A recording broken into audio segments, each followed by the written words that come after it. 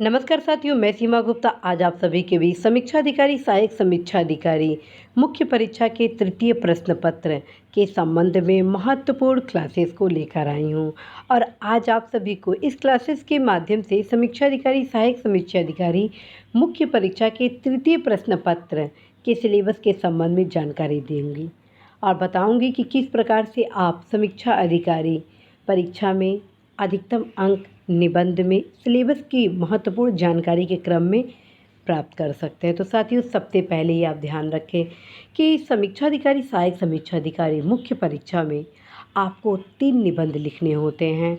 और ये गौर करने वाली बात है, ये जो निबंध है उसका ये जो शीर्षक आप देख रहे हैं हिंदी निबंध, अर्थात आपको हिंदी में ही निबंध लिखना है। यदि आप इंग्लिश मीडियम के हैं तो आप इंग्लिश में निबंध नहीं लिखेंगे बल्कि हिंदी में ही आपको निबंध लिखना है। ठीक है, अब हम आते हैं निबंध कितने लिखने हैं।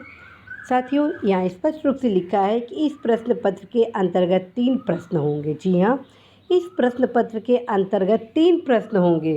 प्रत्येक प्रश्न के एक शीर्षक का चयन करते हुए कुल 3 निबंध लिखे, अर्थात एक शीर्षक का चयन आपको किस में करना है, भाग ए, क, ख और ग में।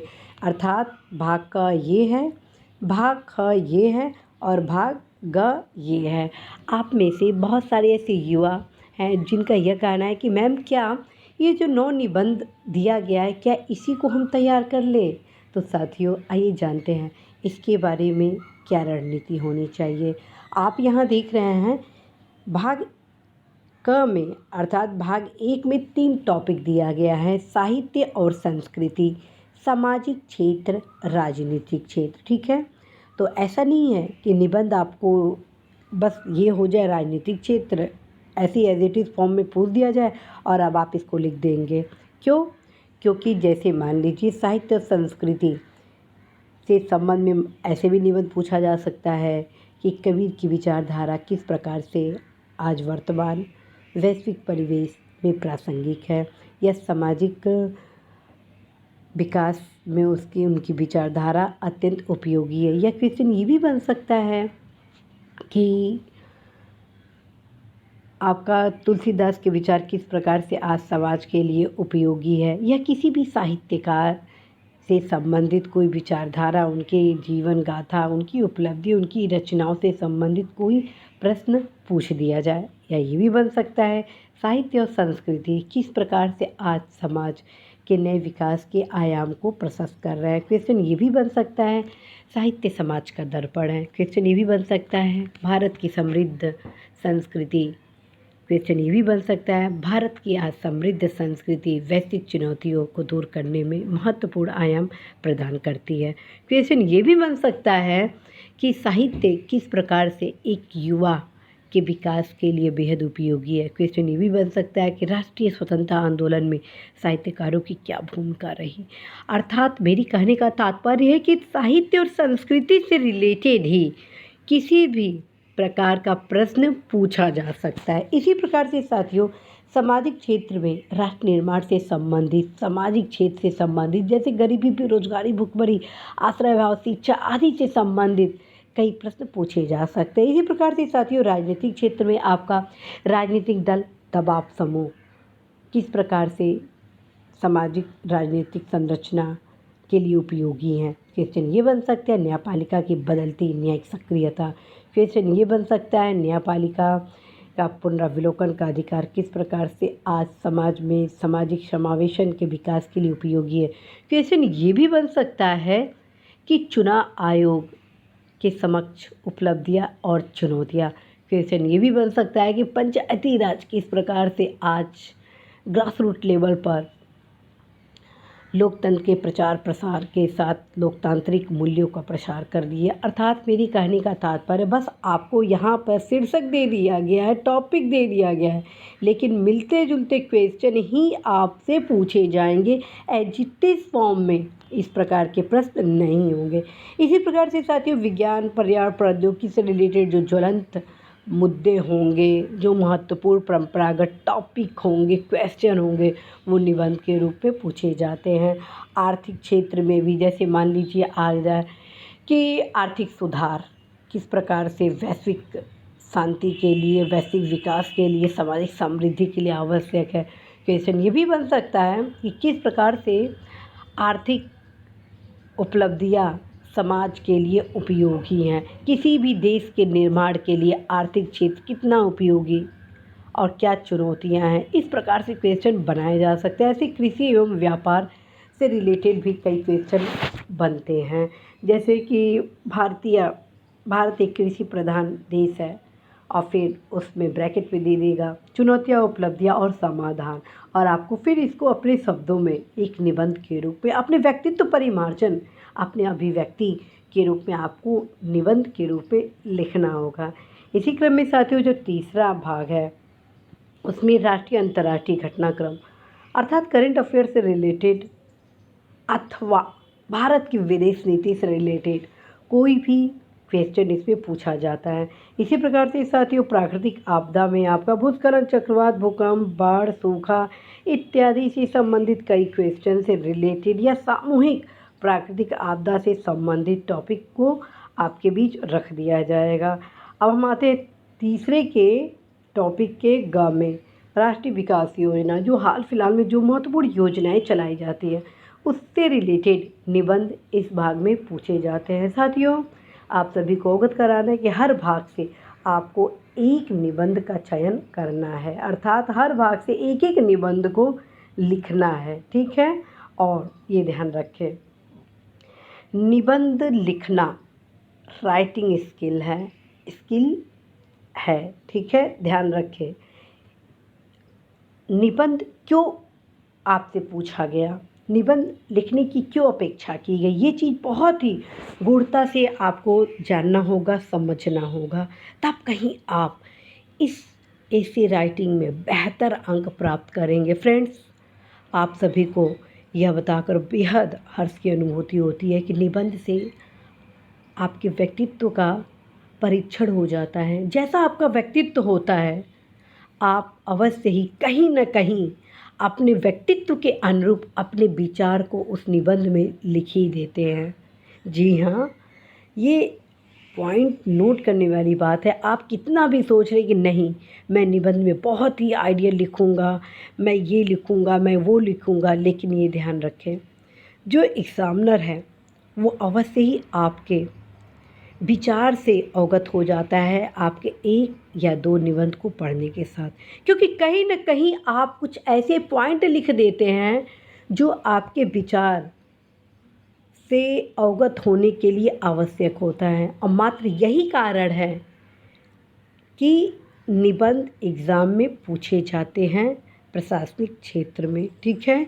चूँकि आप शासन का हिस्सा बनने वाले हैं, और शासन में हिस्सा बनने के लिए एक विचार से भी अवगत होना आवश्यक होता है, क्योंकि विकास की खिड़की कहाँ से खुलती है, विकास की खिड़की उत्तर प्रदेश सचिवालय से खुलती है।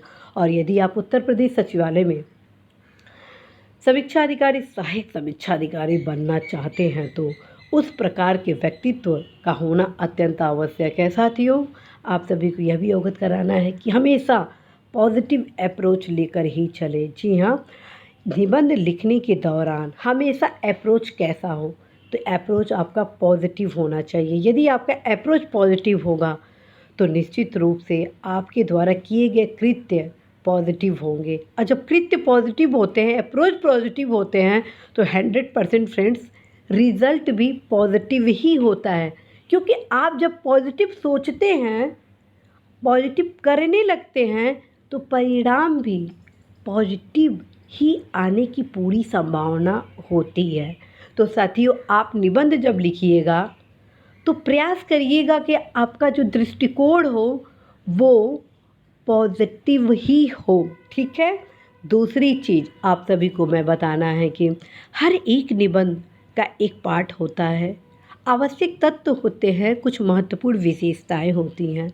यदि उनका आप अनुपालन नहीं करते हैं तो कहीं ना कहीं फ्रेंड्स नंबर आपके काटे जाते हैं। इसी के क्रम में साथियों, मेरे द्वारा लगातार महत्वपूर्ण क्लासेस निबंध से संबंधित पूर्व में भी लाए गए, ताकि आप जान सके, समझ सके कि वे कौन कौन से अनिवार्य तत्व हैं, विशेषताएं हैं, आदि महत्वपूर्ण आवश्यक क्षेत्र है जिनका समायोजन आपको करना ही करना है। साथियों, मेरे द्वारा एक साइंटिफिक वे में आप सभी के बीच निबंध से संबंधित महत्वपूर्ण क्लासेस लाए जाते रहे हैं, ताकि आप सभी उस क्लासेस के माध्यम से अपने एसी राइटिंग स्किल को डेवलप कर सके। मैं उस साइंटिफिक वे को कैसे डेवलप की, आप सभी के क्लास लाने के क्रम में जहाँ जहाँ मैं समस्या मुझे हुई अपने तैयारी के दौरान, उन सारी समस्याओं को कैसे मैं निराकरण की, उन सबको मैं दूर करते हुए कैसे बेस्ट निबंध लिखी, कैसे अधिकतम अंक प्राप्त की, इन सभी तत्वों को समायोजित करते हुए ही आप सभी के बीच ये क्लासेस मैं लाती हूँ। तो साथियों, आप अवश्य ही जो पाठ आप सभी को मेरे द्वारा बताया गया है उसको आप अनिवार्य रूप से ज़रूर शामिल करिएगा। अर्थात आपके निबंध की शुरुआत कैसी हो, क्योंकि कहा जाता है first impression is a last impression. अर्थात आपको अपना जो पहला झलक है वो भी आपको अद्भुत रखना है, लेकिन इसका ये मतलब नहीं हुआ कि जो सेकेंड, थर्ड और फाइनल स्टेज है वो बेहतर नहीं होगा। क्यों? क्योंकि जब आप बेहतर प्रस्तुति करने का आरंभ करेंगे तो फिर मज़ा आता है आपके साथ काम करने को, अर्थात आगे जो आपकी लेखनी है वो पढ़ने को। फिर स्टार्ट होता है अच्छे अच्छे आपके जो भी आपके भाव हैं, जो निबंध के भाग है, जैसे संबंधित टॉपिक, जैसे मान लीजिए कि आप शुरुआत किए बेहतर तरीके से, फिर आप सेकेंड स्टेज में आप निबंध के मुख्य पार्ट को लिखते हैं। उसके बाद संबंधित जो महत्वपूर्ण योजना हैं उनको लिखते हैं, फिर जो चुनौतियाँ उसको लिखते हैं, फिर समाधान के पॉइंट लिखते हैं। उसके बाद आप क्या लिखते हैं? निष्कर्ष लिखते हैं। तो बहुत बार ऐसा होता है कि बहुत सारे ऐसे अभ्यर्थी निबंध की शुरुआत ही इस प्रकार से कर देते हैं कि फिर आगे मन नहीं करता है पढ़ने को। तो साथियों, यह प्रयास होना चाहिए कि आप इस प्रकार से लिखें कि आपका हर एक लाइन पढ़ने को एग्जामिनर मजबूर हो और हर एक पैराग्राफ पे अच्छा खासा आपको नंबर दे। इस प्रकार की रणनीति भी आपकी होनी चाहिए। इस वजह से ही मैं आप सभी को कहती हूँ कि प्रयास करिए कि हर एक 6 से 7 लाइन में अपने निबंध लेखन के दौरान पैराग्राफ को चेंज करिए। और चूँकि ये कोई एकेडमिक एग्ज़ाम नहीं है जिसमें आपको हेडिंग वगैरह निबंध में लिखना है, तत्क्रम में मैं आप सभी को बताती हूँ कि निबंध हमेशा आप पैराग्राफ के क्रम में लिखेंगे। हर 6-7 लाइन पर आप पैराग्राफ को चेंज कर दीजिए। निबंध में आप सभी को किसी भी प्रकार के हेडिंग की आवश्यकता नहीं है, लेकिन आवश्यकता क्या है, आप अवश्य ही कोटेशन का प्रयोग करें। जी हाँ साथियों, आप प्रयास करें एक निबंध में 2 से 3 कोटेशन अवश्य दीजिए, क्योंकि जहाँ न पहुँचे रवि वहाँ पहुँचे कवि। अर्थात इस 2 लाइन की उक्ति में कितनी गंभीर और कितने विस्तार से अपनी भावनाओं को आप अभिव्यक्त किए। ठीक, तो इसी प्रकार के कोटेशन आप अपने विचारों को लिख सकते हैं। जैसे मान लीजिए, जहाँ न पहुँचे रवि वहाँ पहुँचे कवि। इस कोटेशन की शुरुआत से ही आप साहित्य और संस्कृति से रिलेटेड अपने निबंध की शुरुआत कर सकते हैं। ऐसे ही साथियों, मेरे द्वारा तमाम महत्वपूर्ण कोटेशन आप सभी को ऑलरेडी बताया जा चुका है। हर एक टॉपिक से रिलेटेड जो महत्वपूर्ण प्रतियोगी परीक्षाओं से संबंधित कोटेशन होने चाहिए, उस कोटेशन को भी दिया गया है। और चलते चलते फिर मैं आप सभी को बताती हूँ साथियों, इस निबंध में बेहतर अंक कैसे प्राप्त करेंगे? पुस्तकों के माध्यम से ही, क्योंकि जब आप पुस्तक का अध्ययन करते हैं तो आपके विचार और भी जो होते हैं वो मैच्योर हो जाते हैं, क्योंकि पुस्तकों के माध्यम से आप उस संबंधित टॉपिक के विभिन्न पहलुओं से अवगत हो जाते हैं। फिर आप अपने विचार बनाते हैं, क्योंकि ये दौर है किसी भी क्षेत्र का अच्छे से जानकारी होने का। अर्थात निबंध आपकी परिपक्वता की जानकारी के लिए भी आवश्यक होता है। और साथियों, मैं हमेशा आप सभी को कहती हूँ कि मार्केट में किसी भी सोशल इशू से रिलेटेड आप पुस्तक का चयन कर सकते हैं, लेकिन हर एक टॉपिक से जो महत्वपूर्ण आपके टॉपिक है निबंध के, आप योजना पत्रिका अथवा कुरुक्षेत्र पत्रिका को उस टॉपिक से रिलेटेड तैयारी ज़रूर करेंगे, क्योंकि साथियों, सफलता के लिए ज़्यादा ज़रूरी है सही मित्र का होना। और सही मित्र प्रतियोगी परीक्षाओं के लिए कौन होता है? पुस्तक होता है।